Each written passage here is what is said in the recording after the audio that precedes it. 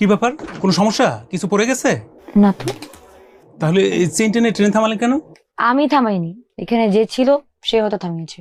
ও, আপনার হাজবেন্ড কোথায়? উনি কোথায়? বাই দ্য ওয়ে, উনি আমার হাজবেন্ড না, আর আমি জানি না উনি কোথায়। ছি ছি, এইভাবে বলতে হয়? হানিমুনে এসে ঝগড়া করতে নেই। দেখুন, উনি আমার হাজবেন্ড না, শুধু শুধু সব ফালতু কথা বলবেন না। আজকালকার ছেলে মেয়েদের অবস্থা দেখছেন, বিয়ের 2 দিনের মধ্যেই সব শেষ। আসলে বিয়ের সাথে এই জেনারেশন একেবারে ছেলেকেলা বানিয়ে ফেলেছে। Sir bad, very bad. আচ্ছা শুনুন, আমি অত কথা শুনতে পারবো না। যেহেতু আপনার নামে টিকিটটা কাটা, অতএব জরিমানা আপনাকে দিতে হবে। প্লিজ টাকাটা দিন। কেন জরিমানা কেন? বিনা কারণে চেইন টেনে ট্রেন থামিয়েছেন, এই স্টেশনে এই ট্রেনটা থামে না। তো জরিমানা আমি কেন দিব? আমি কি ট্রেন থামিয়েছি নাকি? যে থামিয়েছে আপনি তার কাছ থেকে নিন। আমি অত কথা শুনতে পারবো না। যেহেতু টিকিটটা আপনার নামে, জরিমানাটা আপনি দিবেন। প্লিজ কথা না বাড়িয়ে টাকাটা দিন।